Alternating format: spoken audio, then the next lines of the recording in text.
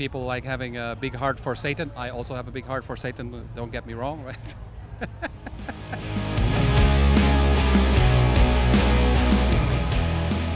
So one of the most up moments in airports for us with our weird gear, I think was, which airport was it that we had the sword problem? Wasn't that in Russia? That was me in Russia. That was you in Russia? Yeah. Because that was a really... That oh was my God. scary. Yeah. That was scary. Yeah, yeah. You Yeah, want me to? yeah, Okay. tell it, yeah. So we're coming to Russia and we're on the way back home, right? And at that time it was like that. When you wanted to enter the airport, they already like X-rayed your luggage, and of course, like it was slightly chaotic. I don't speak Russian, and we lost our translator because it was several entrances, and it was me with a case that was not mine. I think it was Chris's case, right? So I'm standing there, it's Heilung gear, and like I hand in a couple of cases and suitcases and everything, and then I suddenly see that guy like getting like super big eyes. He takes my suitcase to the side, looks around, asking Russian. I know what he wants. Like he wanted to know like who owns this suitcase. So I go up there, and he opens it up, and of course in there is a sword. Like a full-scale, real Viking sword, right? And he looks at me and like is speaking Russian, and I'm like, I don't speak Russian, and I can't even say in Russian that I do not speak Russian. And it ended up that he loses it, you know, and he's pointing at the sword and just yells, "Document! Document!" This is like theater props, man. Like we're not intending any harm. It's all fine. We don't do any document. You know, like with these like hats and everything. Luckily, at that point, there was the translator. He was going around, and then he realizes, okay, Kai is in trouble. Yeah, so the antlers was a huge incident for us in Bangkok when we played there last year, because it turns out that you can bring antlers into Thailand, but you cannot export them again. We had no idea about this rule, and so they were stuck at the airport in Bangkok. I don't remember the name of it. But I think they was held there for 2 months because all they wanted was a stamp on the paper saying that this equipment belongs to Heilung, and they were coming in and are meant to be taken out again. But no authority wanted to mess with this document on our behalf, because it was they saw it as it became somehow a legal vulnerable situation, because we had, as a matter of fact, like not followed the rules and regulations. So, but in the end, the Danish Music Society, bless them, a small organization in Denmark, living their lives happily supporting musicians in their country. And they're not a huge authority, but they were like, yeah, sure, we'll put a stamp on this one for you guys. And that was all they needed, and they released our stuff. But yeah, going in and out of Australia and New Zealand, we have to make special applications for anything that is a part of an animal or nature, anything of wood, skin, furs, bones, any earth materials. And have you seen our show? Everything we own is made from bones and furs and skins and wood. So yeah, it's challenging.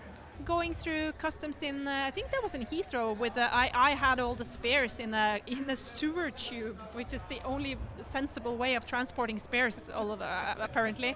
So I'm walking with this tube on my shoulder and through the beep machine, and it's full of spares. And of course you have to then explain to the customs that yes, this is sharp spares. They are weapons, but they are indeed theater props. And in Europe, they're normally more easy to talk to than the Russian. At least we share a language. At least we share a language. Well, what is the warrior choir? I think the warrior choir is one of the elements that clearly separates us from all the other modern pagan bands, because no one has the energy and the patience to to train an army. to train an army. The warrior choir, when we are on stage, is 9 people, but all over it is around 40 people on the planet who are qualified to do the task, and we pick them depending on where we go. And to get in there, it's of course quite hard because it is not easy, and it's also we are very consequent with the dress code. So you will only wear pants, and we are gender neutral. So it doesn't matter as what you identify. You will have pants, and you will have night camouflage body painting.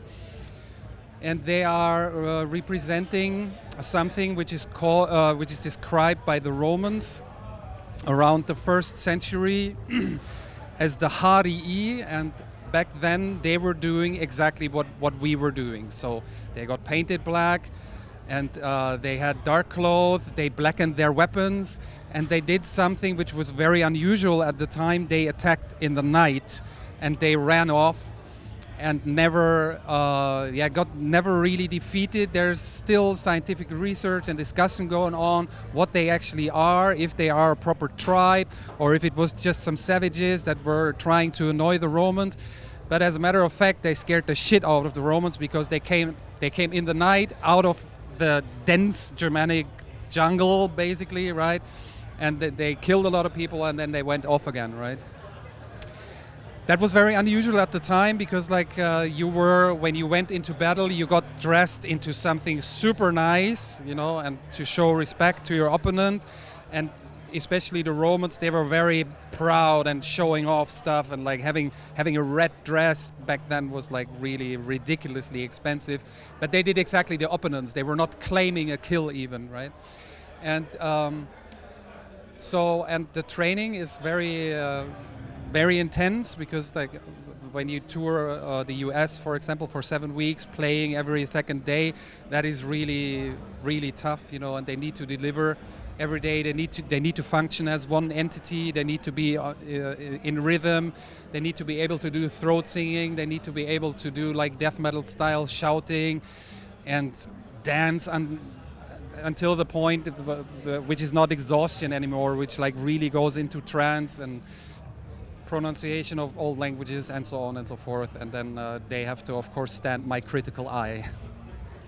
And if I can just say 2 words about the audition process, because it's right now we've closed the auditions down for now, but normally you can send an email and then you have to send an audition video, and if you pass for Al Fader Haiti, one of our songs, and if you pass that, then you get another song, and if you pass that, you get invited to a boot camp. If you pass that, you get invited to try a live situation. And if you pass that, being in beat, being able to pronounce, being able to perform, being like a generally a good skilled person, then the final test is the after party. Say no more. How do this person react after a few beers? Is it a social person? Are we able to function? Because sometimes you need to sit for 14 hours in an airplane next to someone. It's important that you can function socially as well as musically and performative. So it's really hard, and I think out of maybe 500 auditions, it's 40 people who made it. So yeah, it's not an easy task. We see, for instance, that from Denmark, we only have one.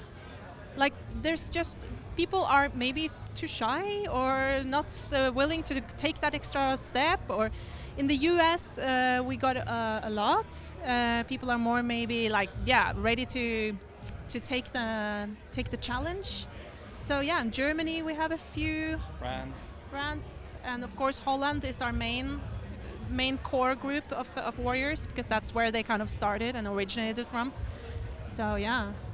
I think one of the biggest misconception is that as a pagan you have to oppose Christianity. I think that is one of the biggest misconceptions that are out there, especially in the metal scene. You know, there's a lot of people like having a big heart for Satan. I also have a big heart for Satan, don't get me wrong, right? But when we look at history, it is actually not like that. You know, like everything that it was handed or is handed to us from the old times, when Christianity, of course, was already existing, because like before the year 0, Christianity was not a topic. You know, so everything that is from there is not really relevant for that talk right now. But people are rambling on like runes and like Vikings and everything. But when we look at the Viking Age, for example, that is in Scandinavia also the time when we have the first Christians that are dying there and being buried alongside pagans in the same grave mound, you know, like apparently with total harmony. When we have the when we look at the runes, every rune poem that made it to our age contains also very, very clear Christian hints, you know. So I think, of course, I'm not a scientist, right? I'm just an artist, but I see it like that as a pagan, you are open towards other people's gods. And whatever you are praying to when you are my guest, you can do that in my house, in my temple. That is absolutely no problem. I think the disappointing part starts later when the pagans are thinking that they can do the same thing in a church and they're not allowed in, you know.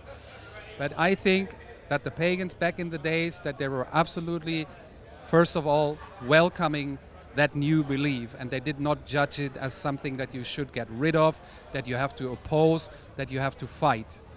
That comes later.